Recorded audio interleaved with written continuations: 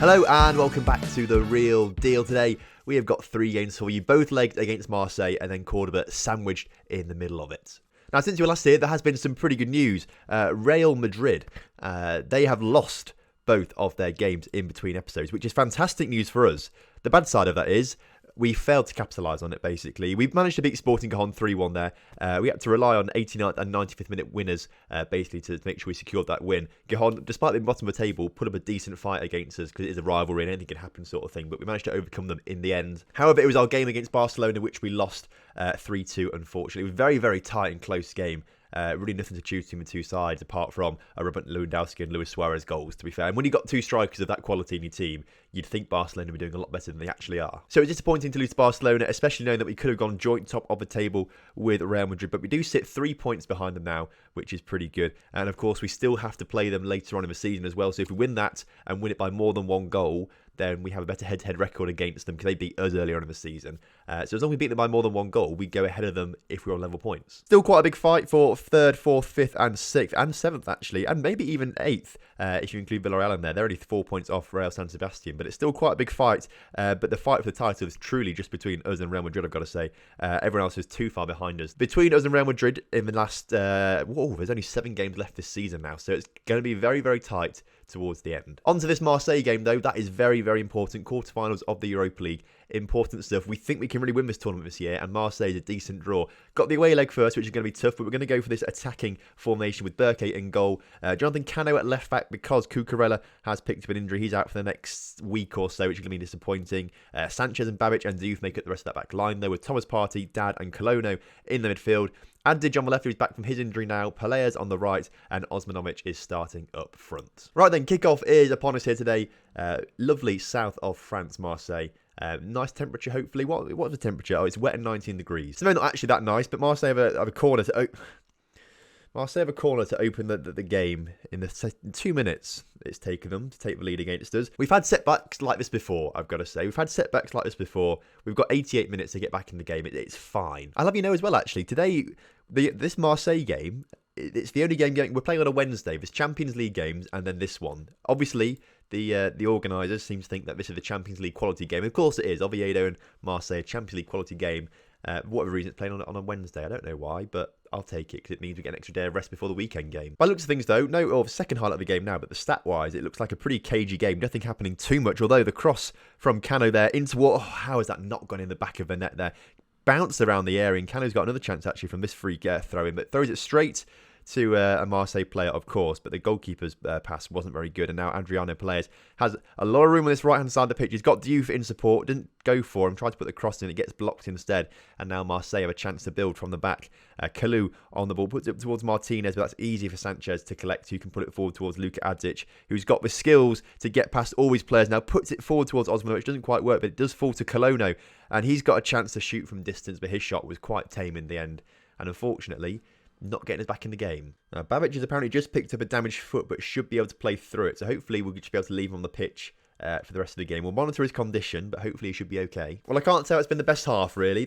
It has been a poor half, and especially when their one shot on target has gone in the back of the net, that is really poor as well. Aggressively, show me something else in the second half. All the players look fired up by it, which is nice to see, but you never know if it's actually going to make an impact or not. We need to grab an away goal in this. An away goal would, be huge for us, and 2 away goals would be even better. So we need to work really hard in the second half to try and make it work for us. Hans Osmanovic, though, with a chance. He's got basically all of Marseille in front of him there to try and get past. So he passes it back towards our players.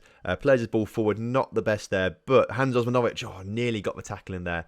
Forced player to get the ball back to the keeper there, the Marseille player, and we managed to retain possession because of it. And now Osmanovic through to Luka Adic, who I think he could have actually taken a touch and got a little bit closer, maybe, perhaps. Free kick for Marseille.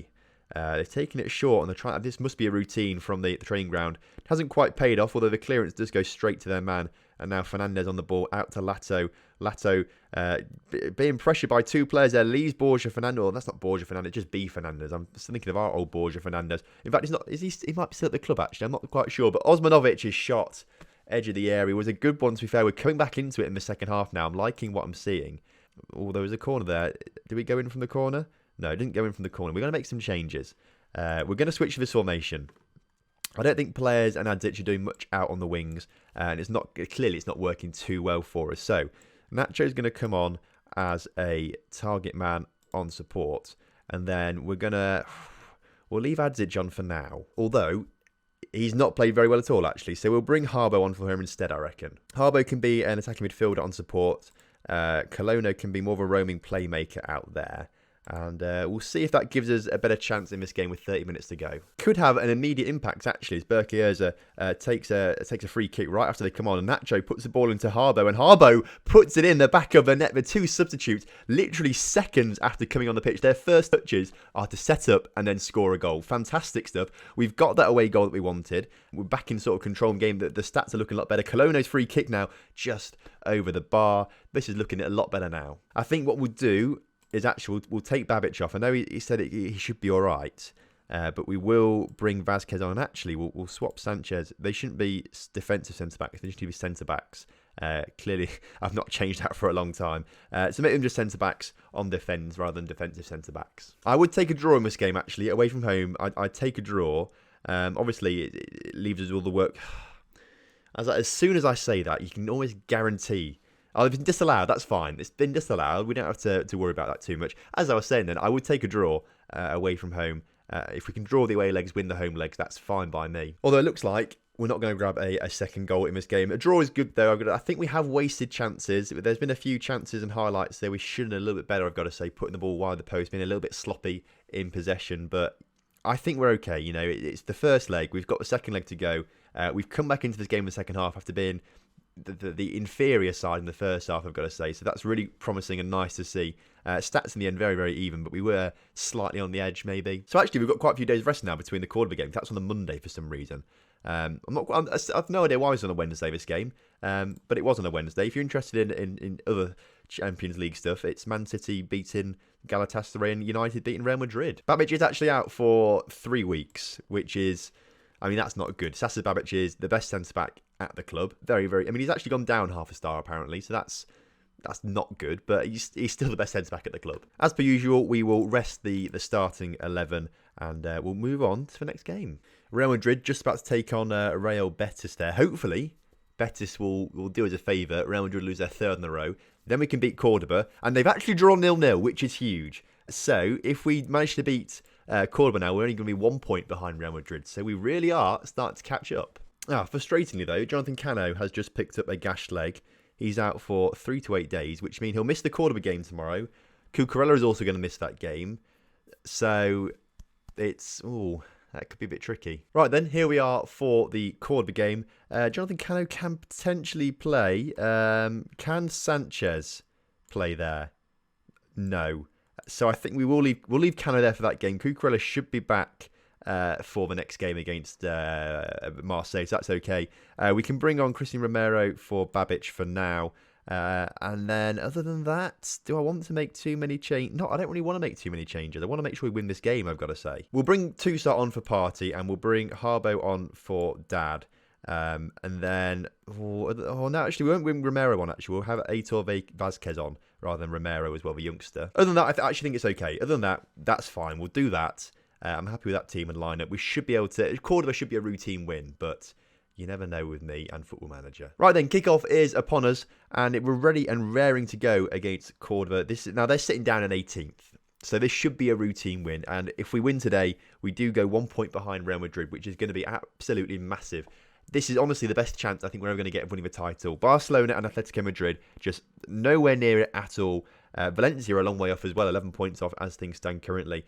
Real Madrid have slipped up 3 times in a row, and we failed to capitalise on it. Although we did have a game against Barcelona, but we should have won it, really. Barcelona being so far behind us. Hopefully, we will be able to capitalise on it today, though, by beating Cordoba. As Osmanovic is put forward there by Colono in the first highlight of the game, 10 minutes into it. Hans Osmanovic grabs... That's his first goal for a little while, actually, I think.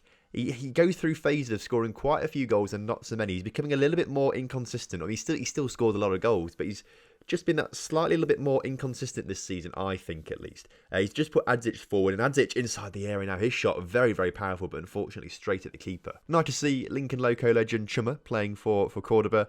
Unfortunately, he didn't quite pan out for him in this save. Couldn't play for us. He signed for other clubs instead. And quite frankly, if he'd signed for us, he'd still be here now playing, and probably playing in Osmanovic's place. But he decided to take a different path, and I don't, I'm not angry with him for it, but You know, he's gone down on my estimations. I don't respect him as much now because of it. Cordoba, though, looking for a route down there, right-hand side of the pitch. Cross comes in, and it's, to be fair, Pozzo at the near post there nearly put it past Burke. Burke was sort of left in no man's land. Luckily, the ball hit the post. Toussaint on the ball then, trying to clear his lines from the back there after a little brief attack from Cordoba. Do lose possession though, which isn't great in the midfield. They can really capitalise on that. Ball forward by them, intercepted by Colonna, who puts it forward towards Hans Osmanovic, who gets inside the area, beats his man, and somehow puts in at a very acute angle. His 100th goal apparently for Oviedo, it said down there, which is fantastic. 100 goals. He's only been here, what, 3 or 4 seasons? That's 100. That's 100 league goals at least. I mean, let's have a quick look at this. He's been here, what, 2.5 seasons? Well, 3 seasons technically, but he was injured for half of that first one. And that's what, 19, 45, 30, yeah, 100 goals in essentially 2.5 seasons. That is incredible. Free kick for us towards the end of his first half, then put in just wide of the post. Vasquez's header there, Colonna's free kick. He's so dangerous from set pieces, Colonna. Really, really good. And of course, he's got 2 assists to his name today, but that was a really good free kick, and Vasquez looks very dangerous in the air. Right then, good first half, I've got to say. Pretty happy with that. Looking pretty good. Stat-wise, things looking very comfortable. Scoreline, things looking very comfortable. We just need to see this game out now and get on with Marseille. Hopefully, the boys will take a lot of confidence from this result today. Obviously, it's only just gone half-time, but it looks like we're going to win it. We're playing very comfortably, very assured. Hopefully, the boys will take a lot of confidence from this for the game against Marseille in a few days' time. Jonathan Cano just about making... Ooh, that was a fantastic ball, Jonathan Cano. Wow. What... And then that was a bit of a bad reaction. I've missed all the goals, actually. I will admit to that now. I have missed all the goals. And trying to make a faker reaction to that one, that wasn't very convincing at all. I missed the goal. I'm talking, stop talking, then suddenly we score. That's what my issue is at the moment. And that's happened on all 3 goals right now. And I've missed them all. And I've tried to fake all the reactions so far. And I don't think it's worked too well. But we've scored 3 goals. Cordoba, though, are looking kind of dangerous now. They're passing it around our area quite nicely. Chuma now on the ball. We know all about him. We know how dangerous he can be. Up through to Pozzo. Pozzo now just puts it over. That's a nice little move from Cordoba there. Now, Jonathan Cano apparently we may have just made his injury worse by playing him today. So we will take him off. The issue is, can anyone actually play there? There's no green on any... Or can please, someone just... Ramos? No, Ramos can't. Romero can't. Vasquez can't. Sanchez can't. Okay. What we do then is this. We'll change things up a little bit. We'll bring Romero on in the middle, and we'll bring... Where is he? Harbo. We'll bring you on, and then we'll also bring Ramos on in the middle there to replace Cano. So we'll do that. That's playing quite narrow now at the back, but with 3-0 up, I feel like that's a risk we can take to prevent injuries and things like that when no one else can play left back. You're actually joking. How have I missed all 4 goals in this? I should have just talked. Colonna had the free kick. Osmanovic I wasn't even paying attention. You know, I've just had my first actual day at work, real work. So I'm blaming that on just lack of attention right now. How have I missed 4 goals? How is that even possible? I've just not been talking for 4 goals, which is poor. And I thought they could... Nearly was talking for their goal, though. So that would have been a consolation for both Cordoba and me. I'm not going to miss the final whistle, though. It is 4-0 on the day. Hans Osmanovic with 4 goals. Fantastic performance from him. I'm going to say you play very well, but don't get complacent out there right now. We need to go into this next game against Marseille fully focused to try and reach the semi-finals. And now Adic's agent wants to give him a new contract. I don't know what he's done to deserve that, because he wasn't actually very good in that game, I've got to say. He was very, very average at most. What did he get in that? A 7, you know? Not the best, is it, really, whenever everyone else is getting like 9s and things like that. Let's ask him to sack his agent, shall we? Although, do we like his agent? Who is it? This guy, Nemanja Zivkovic, has no relationship with me. Let's ask him to sack his agent then. He's not doing the best by you. He thinks the same. Fantastic stuff. We no longer have to give him a new contract, and he's got a new agent now. So you love to see that. To be fair, he's got some good contacts, this new agent. Perhaps we could try and use him to try and get some of these players. Have we got a good relationship? He's got a friendly relationship with me as well. This could be pretty good. Right then, here we are at the Marseille game, which is huge. Right, is Cucurella fit again? We'll bring him on for Cano instead. Because Cano he's not looking very fit at all out there. So Cucurella is going to come on for him. Babic still injured. Vasquez, He played very, very well last game. Like, he played really well last game. Romero's not actually that much better looking at it here in terms of star ability. He got an 8.6 last game and a 7.4 not long before that. You know what? We'll leave Vasquez in. Diouf is fine where he is, of course, as well. Thomas Partey will come back on the pitch, as will Dad. And then I guess, everyone else will stay the same as well. So this is the lineup. There are the changes that we're going to make. This is a team that is going to beat Marseille. I'm confident that we're going to beat Marseille. I really don't think this team can lose at home to Marseille. Please don't let that be famous last words and we now lose this 5 or 6-0, because that would be awful. Right then, kickoff is upon us here today at home to Marseille. Obviously, we drew the first leg 1-1 earlier on as Colonna's picked up the loose ball very early on in behind the defence. Can this be an early goal? It's a very early goal, 14 seconds into the game.